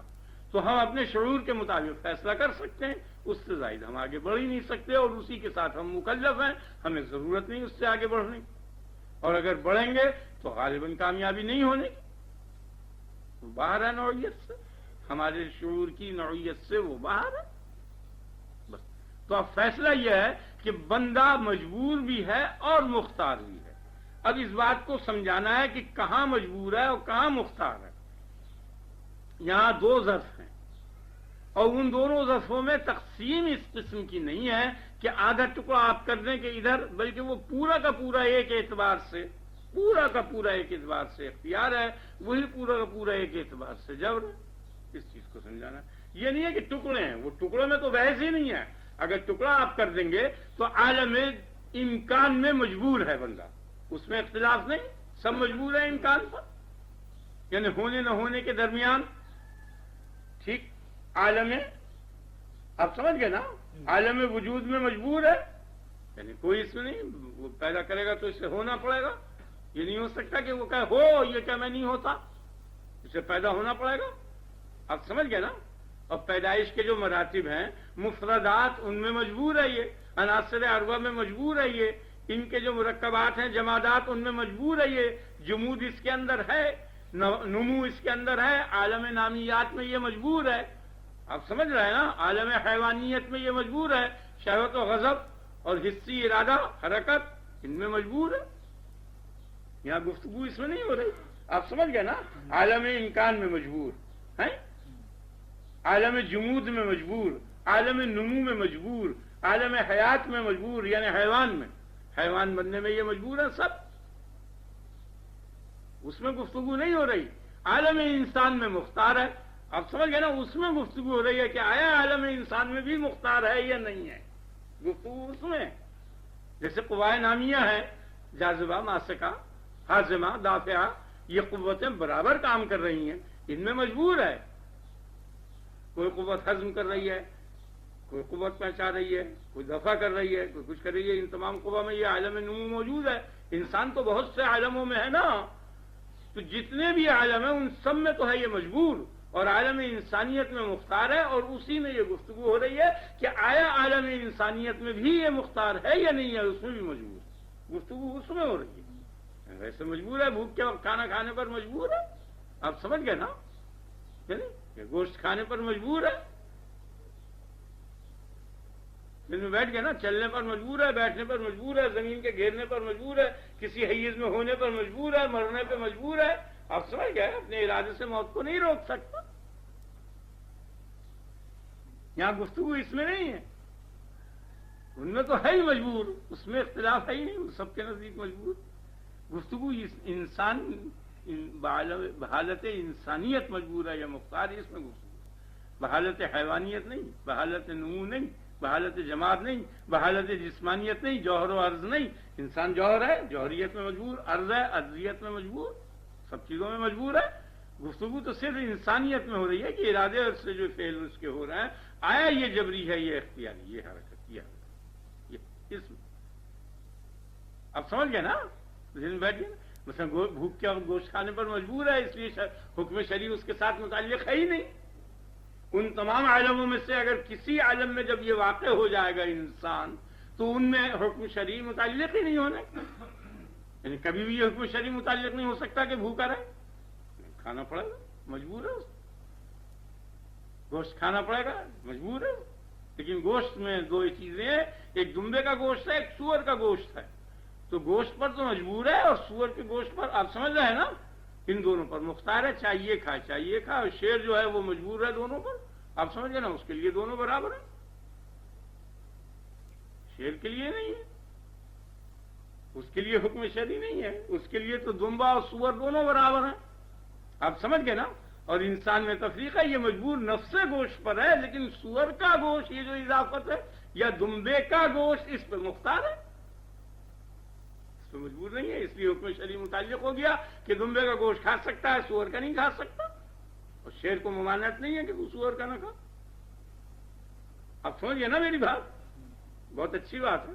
تو یہ جو عالم جبر ہیں، یہ اور جبر ہیں، ان میں گفتگو نہیں. یا تو حکم شرعی ہے ہی نہیں، اور انسان ان عالموں میں سے جب بھی کسی عالم میں آ جائے گا حکم شرعی ثابت ہو جائے گا. جیسے مریض ہو گیا، اب اس کے واسطے نہیں ہے وضو. مسافر ہو گیا، اس کے لیے نہیں ہے روزہ. دوسرے عالموں میں پہنچ گیا، سو گیا، اس کے لیے نہیں ہے. عالم نوم میں پہنچ گیا، وہاں کچھ نہیں. کوئی حکم شرعی متعلق نہیں ہونا. حکم شرعی جو ہے وہ صرف انسانیت کے عالم میں جب انسان ہوگا. انسان تو بہت سے عالموں میں ہے نا، ما سوائے انسانیت جتنے بھی عالم ہیں ان سب میں جب انسان ہوگا تو کوئی حکم شرعی نہیں. وہ جو مجنون اور پاگل لڑکا ہو گیا اور جوان ہو گیا، اس پہ کوئی حکم شرعی نہیں. مر گیا، کوئی حکم شرعی نہیں. سو گیا، کوئی حکم شرعی نہیں، کیونکہ وہ انسانیت کے عالم سے دوسرے عالم میں چلا گیا. خیال میں آ گیا نا. اسی طرح اہل اللہ جس وقت کے دوسرے عالم میں چلے جاتے ہیں، ان کے اوپر کوئی حکم شرعی متعلق نہیں ہوتا.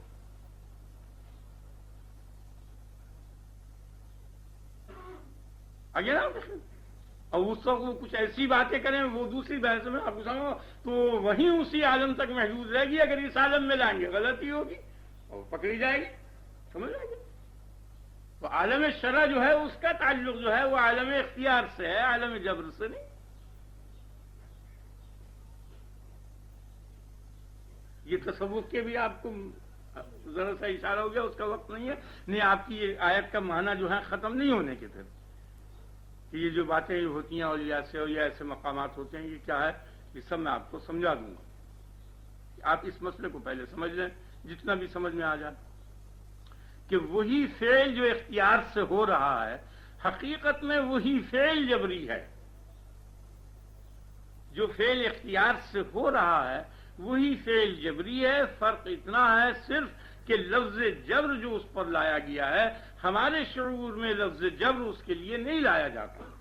ہمارے شعور میں لفظ جبر اس چیز کے لیے لایا جاتا ہے کہ جو لازم ہوتی ہے. اس اصول کو یاد رکھیں آپ. جیسے سورج کو روشنی لازم ہے، آگ کو حرارت لازم ہے. آگ کے ارادے سے حرارت نہیں ہو رہی، تو حرارت جو ہے لازم ہے آگ کو، اس لیے آگ کا جو فعل حرارت ہے یہ جبری اور اضطراری کہلائے گا. لیکن ہمارا جو یہ حرکت کا فعل ہے یہ جبری اور اضطراری نہیں کہلانے کا. ہم کو یہ شعور دیا گیا ہے قرآن اور حدیث کی زبان میں اور عام لغت میں. آپ سمجھ گئے نا جبر اختیار کے معنی؟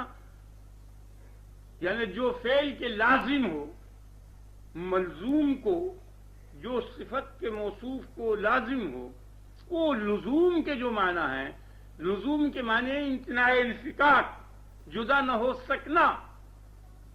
اگر جدا وہ ہو جائے گی تو وہ شے نہیں رہنے کی.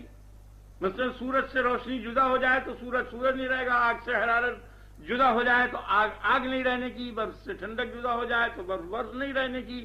تو یہ جتنے لازمی چیزیں ہیں، یہ لوازم ہیں، یہ فعل لازم جتنے ہیں، یہ سب اضطراری ہیں اور اصطلاح میں ان کو لازم کہتے ہیں. تو یہ تو جبری ہے.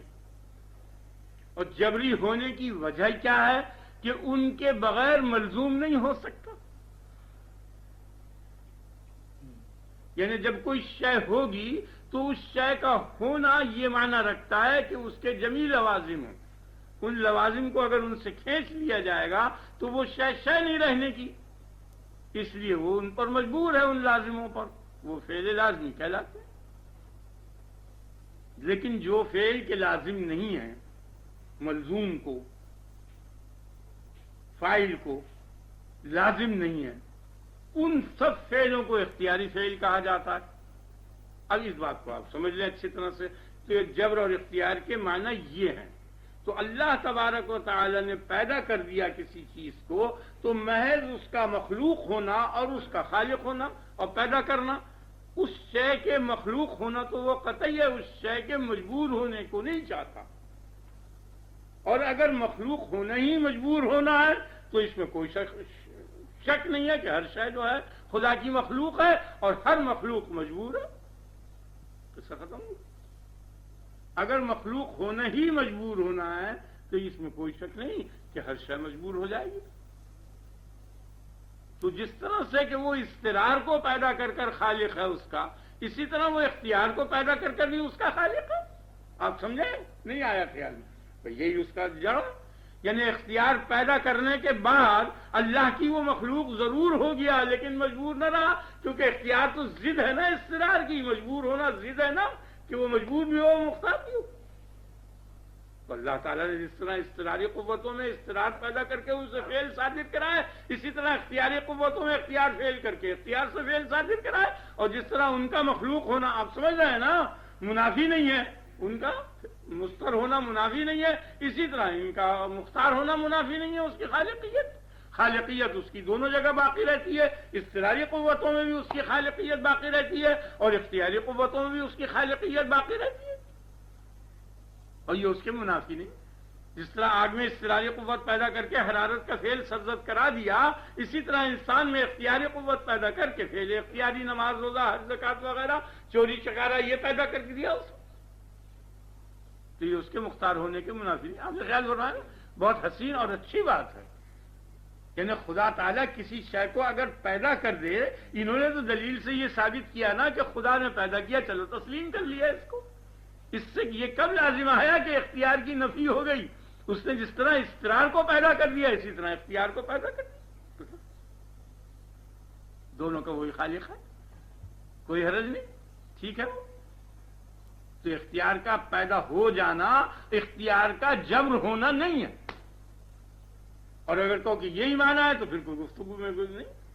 اگر یہی معنی ہے جبر ہونے کے خدا پیدا کر دے تو پھر کوئی بحثی کی ضرورت نہیں، پھر سبھی مجبور ہیں، اس میں جھگڑا کیا آگے نا.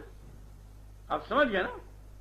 اور بات بازی اور دوسرے طریقے سے میں سمجھا. یعنی مطلب یہ کہ ایک تو وہ اختیار ہے جو ضد ہے اضطرار کی، ایک تو وہ اختیار ہے جو ضد اختیار اضطرار ہے. اختیار مقابل ہے اضطرار کا، تو اضطرار مقابل ہوا اختیار کا. اور ایک وہ اضطرار ہے کہ جو اختیار اور اضطرار دونوں کو لیے ہوئے ہے. آپ سمجھ گئے؟ کیونکہ پیدا تو دونوں کو اسی نے کیا ہے نا. وہ جو ایجاد ہے وہ ایجاد جس طرح اختیار کو گھیرے ہوئے ہے اسی طرح وہ استقرار کو گھیرے ہوئے ہے، جس طرح استقرار کو گھیرے ہوئے ہے اسی طرح اختیار کو گھیرے ہوئے ہے۔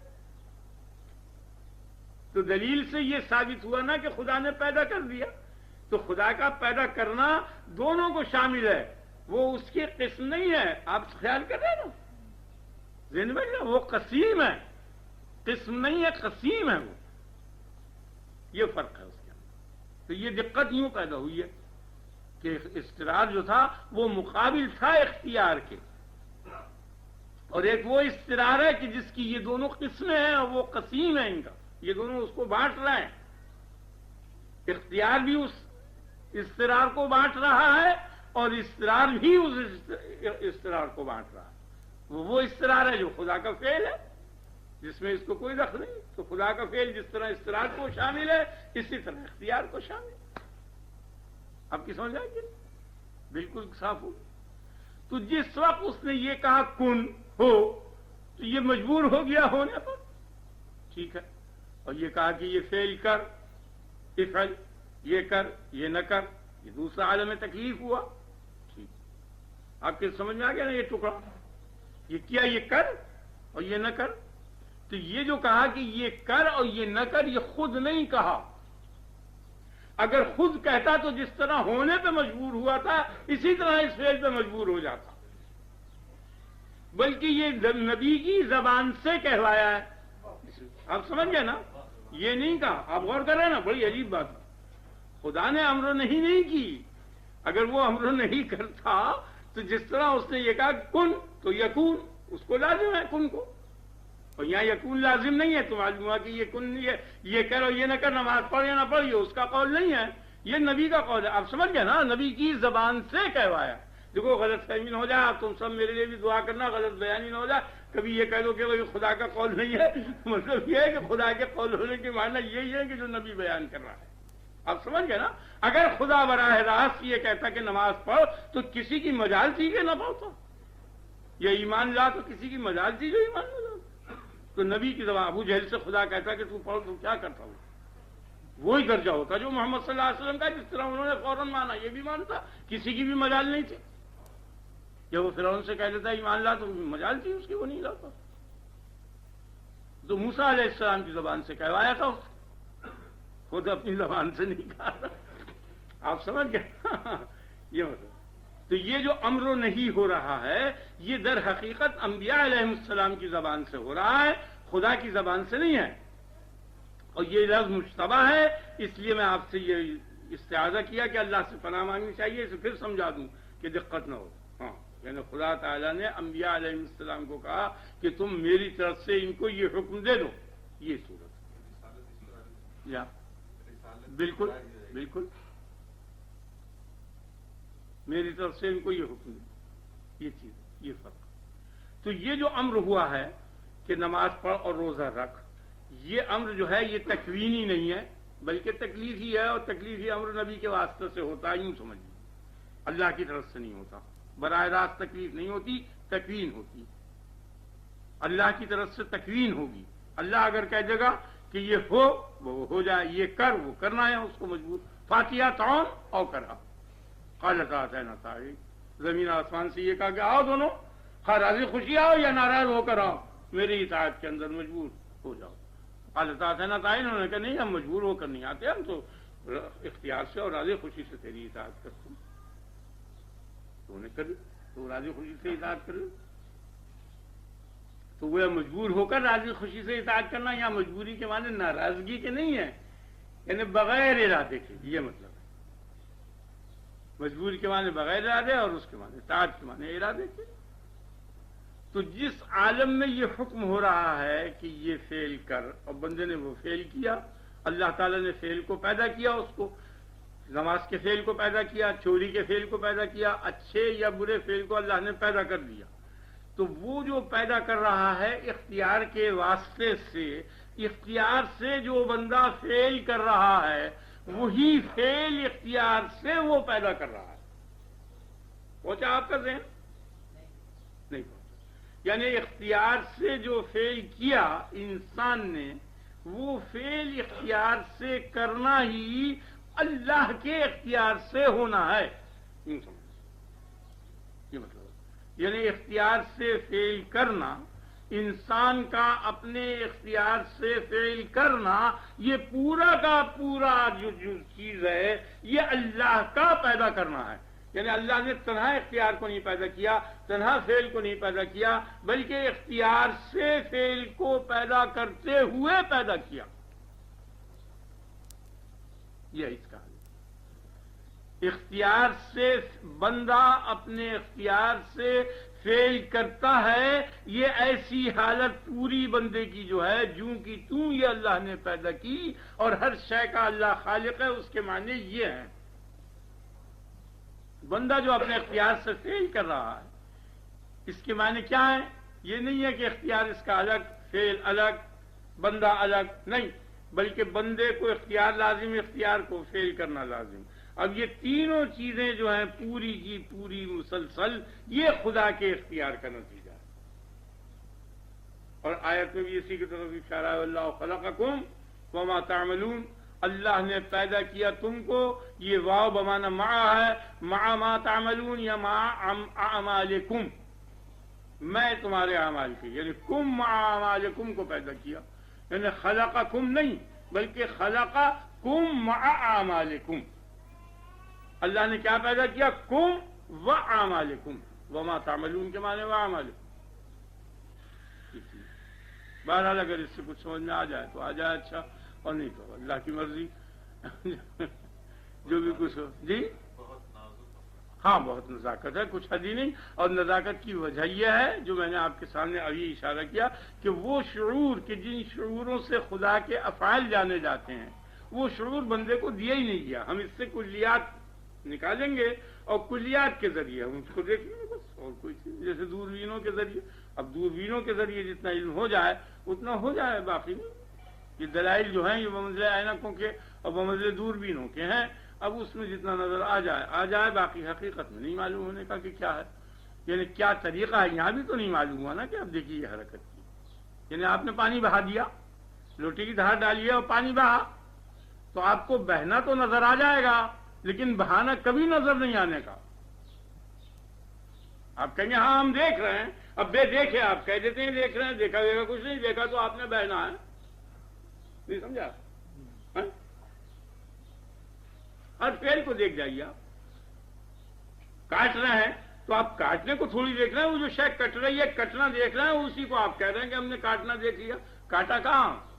تو کاٹنا تو نظر ہی نہیں آ سکتا، تو علت تو مجہول ہے نا، وہ غیر معروف ہے، وہ پیش نظر نہیں ہے، نظروں سے اوجھل ہے، اس لیے علت اولا جو ہے وہ بالکل پوشیدہ ہے۔ یہ دلیل ہے اس چیز کی کہ یہ ظاہری علتیں ہیں وہ نظر نہیں آ رہی۔ ہر چیز کو آپ دیکھ جائیے، جلا رہے ہیں تو جلنا دیکھیں گے آپ، جلانا نہیں نظر آنے کا کبھی، تو جلانا علت ہے نا جلنے کی، تو علت کا پتہ نہیں چلتا، اور خدا تعالیٰ جو ہے وہ تمام علتوں کی علت ہے، اس کا کیا پتہ چلے گا؟ یہاں جو اسبابی علت ہیں انہیں کیا پتہ چل سکتا؟ بھائی اتنا ہی تو پتہ چل سکا ہے ابھی تک کہ ابھی پتہ نہیں چلا،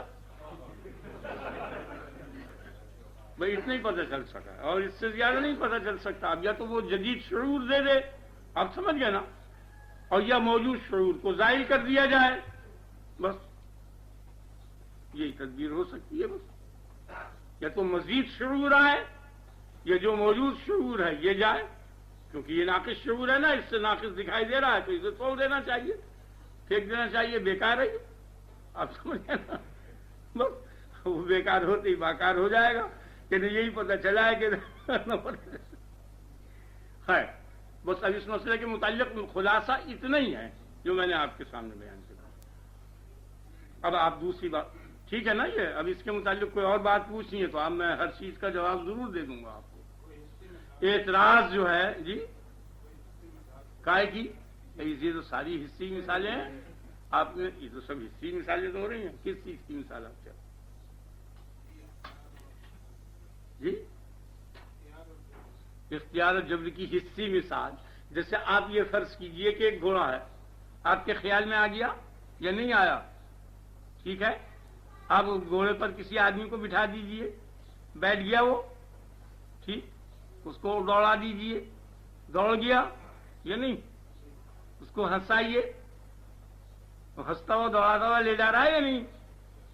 اس کے خیال میں آپ کیا سمجھ رہے ہیں؟ وہ اس عالم میں جہاں آپ اسے دوڑا رہے ہیں وہ کہہ دیا میں دوڑا رہی ہوں اس کو اور خوش ہو رہا ہوں، اور آپ کہہ رہے ہیں میں کر رہی ہوں. آپ سمجھ گئے کہ نہیں؟ پھر ادھر سے ایک گھوڑے سوار کو بلا لیجیے، دونوں کا تصادم کرا کے ٹکروائیے. ٹکرا گیا نہیں؟ ایک کو مروا دیجیے کہ میں نے مارا، تیسرا آدمی آئے میں نے مارا. نہیں سمجھا؟ مارا کس نے؟ نہیں آیا آپ کے؟ جماعتیں کی جماعتیں بنا کے لڑوا دیجیے. پھر انہیں میں سے ایک آدمی کو بھیجیے، کیا کرتے ہو؟ ادھر رہو ادھر رہو، بہت غلط فعل ہے، خدا ناراض ہے، جس نے تمہیں پیدا کیا ناراض ہے، اس کام کو مت کرو. کچھ نے اس کی بات مان لی، کچھ نے انکار کر دیا. نہیں سمجھا آپ؟ ذہن بیٹھ گیا نا؟ اتنی مثال ہو گئی نا؟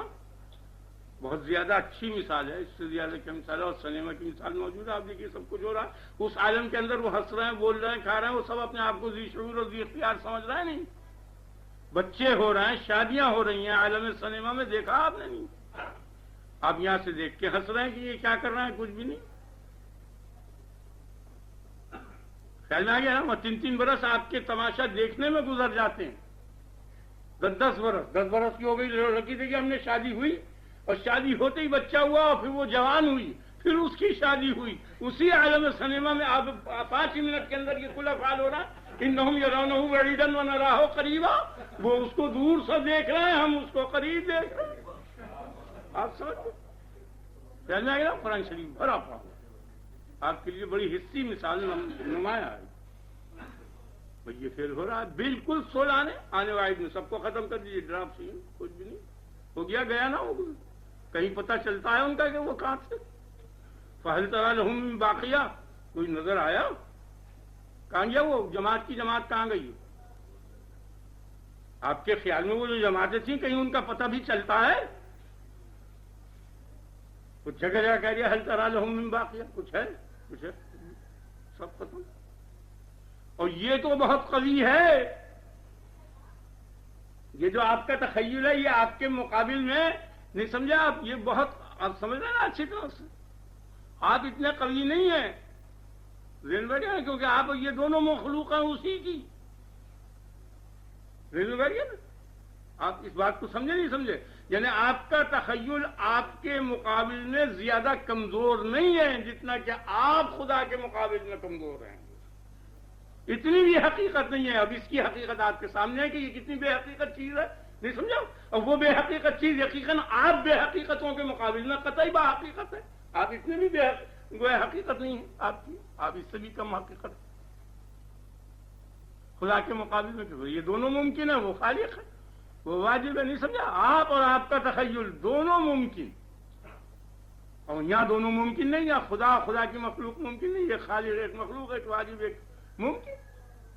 یہ زیادہ کمزور ہے خدا سے.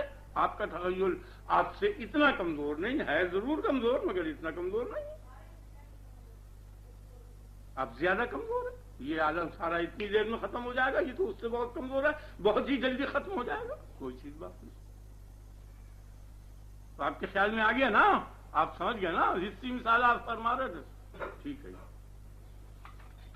وہ سب چیز کی آپ کو حصی مثال ملے گی. ہر جگہ آپ قرآن کو اٹھا کے دیکھ جائیے، اتنی عجائب و غرائب مثالیں آپ کو ملیں گی، اور ہر چیز کا جواب ملے گا. وہ تقدیر کی بات نہیں، جھگڑا چل رہا تھا، وہ دونوں باتیں حق ہیں، دونوں اللہ کے کلام ہیں. ایک اس عالم میں، اس عالم میں جس عالم میں وہ مجبور ہے اس عالم میں مختار نہیں، مکلف نہیں. اور جس عالم میں مکلف ہے اس میں قطعی مختار ہے. اور اس عالم میں مختار ہونے میں کوئی حرج نہیں واقع ہوتا. خدا کی الوہیت کے وہ منافی نہیں ہے. ذہن بیٹھ گیا نا آپ؟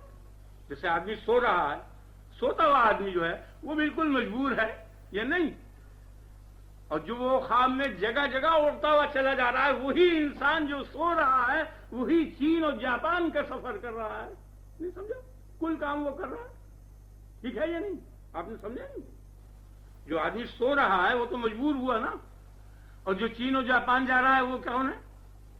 اور دنیا بھر کے سفر کر رہا ہے اور تفریح کر رہا ہے اور راحتیں حاصل کر رہا ہے. وہ خواب میں سب باتیں کر رہا ہے نہیں؟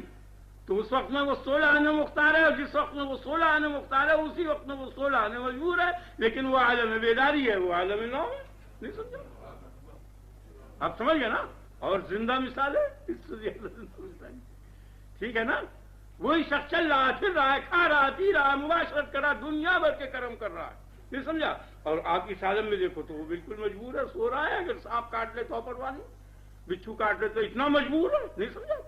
تو جس عالم میں وہ سو رہا ہے اس عالم میں قرآن حدیث تبلیغ امر نہیں، کچھ نہیں. جس عالم میں وہ جاگ رہا ہے، کوئی فیل کر رہا ہے، اس عالم میں سب کچھ ہے. اور اسی کے پس پردہ مد و ضم ثواب و عقاب ہے. وہ اسی لائن کی چیز ہے، اس لائن میں نہیں ہے. جس لائن میں مجبور ہے اس لائن میں عذاب و ثواب نہیں ہے.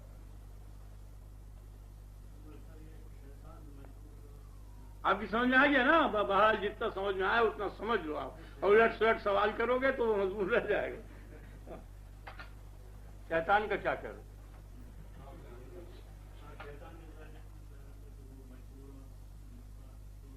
اجی وہ تو سب مکلف ہیں، جتنے بھی سب مکلف کے لیے، خواہ وہ شیاطین ہو، اجنہ ہو، خواہ وہ ملائکہ ہو، خواہ انسان ہو، سب کے لیے. وہ تو ایک ہی قاعدہ ہے. جتنے بھی مکلف ہیں جن کو اللہ تعالیٰ نے تکلیف دی ہے وہ سب ایک ہی درجے کے. میں نے تو آپ کے سامنے بہت اچھی بات بیان کی ہے، بہت صحیح بات ہے یہ اور حق ہے. اگرچہ ذرا سی دقت ضرور ہے اس کے اندر کہ اس طریقے پر آ جائے ذہن میں. خدا تعالیٰ توفیق دے مجھے کہ میں اچھی طرح سے دل میں ڈال دوں، آپ کے دل تک پہنچا دوں. یہ کام خدا کا ہے، دل میں جمانا، بیان میں ایسے طریقے پر کر دوں کہ آپ کے سمجھنا. اور میں نے آپ کے سامنے مثالیں کتنی بین دے دی. یہ سوچے کی مثال کتنی عجیب ہے کہ ایک ہی شخص ایک عالم میں مجبور ہے اور ایک عالم میں مختار.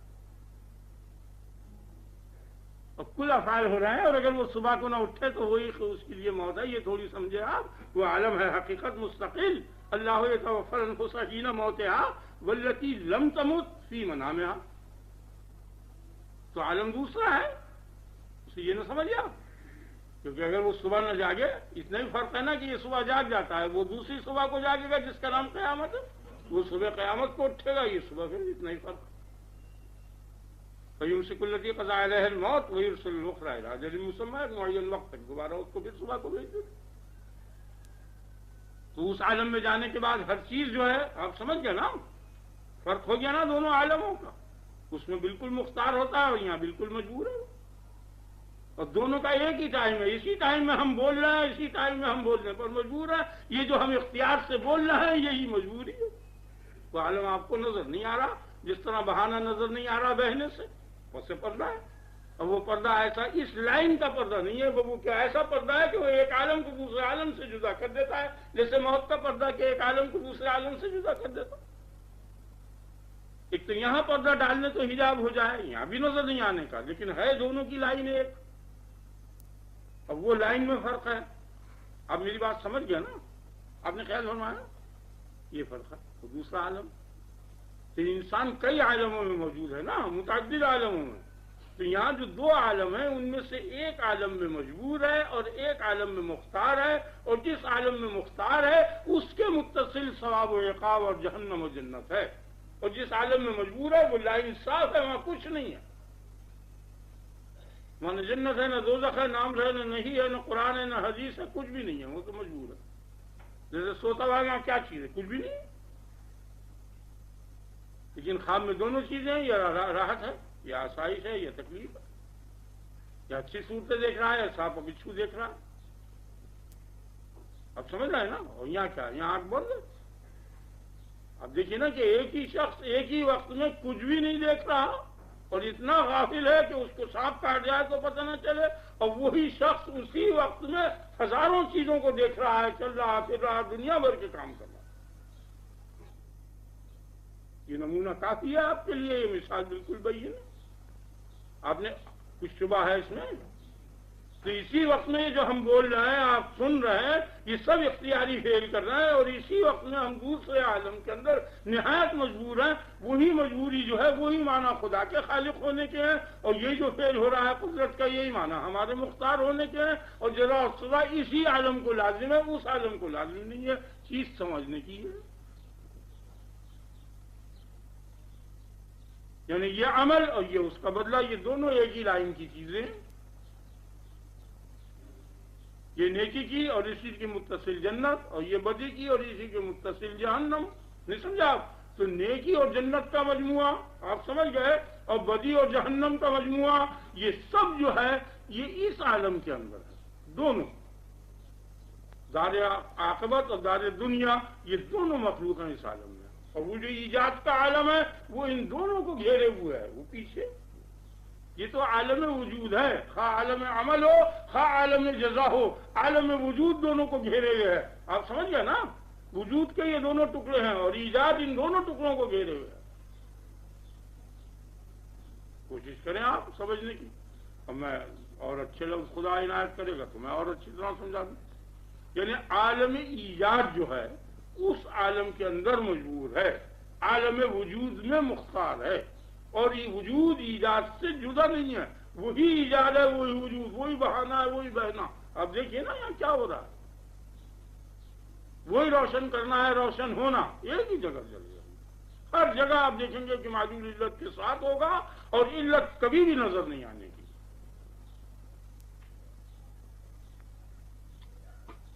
اور اس کی وہی مثال ہے جو میں نے آپ کو دی، سوتے کی اور اس کے خواب کی. اور خواب کوئی فرضی چیز تو نہیں ہوتا، بالکل سچے خواب ہوتے ہیں. ہزار وقائع جو تجربے میں آئے ہیں، کل کے ہونے والے واقعات وہ معلوم ہوتے ہیں. ہزاروں باتیں عجیب و غریب معلوم. وہ اذواس اعلام کو جانے دیجیے، صحیح خواب جو ہیں بالکل وقائع ہیں. دونوں عالموں کے اندر ہے یا نہیں؟ آپ سمجھ گئے نا؟ یہ نہیں بالکل ٹھیک ہو گیا نا.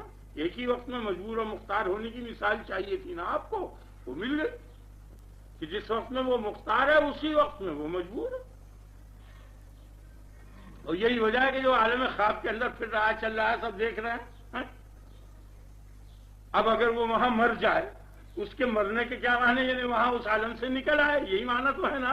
اس دار سے خارج ہو جائے، اس کے کیا معنی ہوئے کہ یہاں جگا دیا جائے. کہا کیا وہاں مرنے کے معنی یہاں پیدا ہونے کے.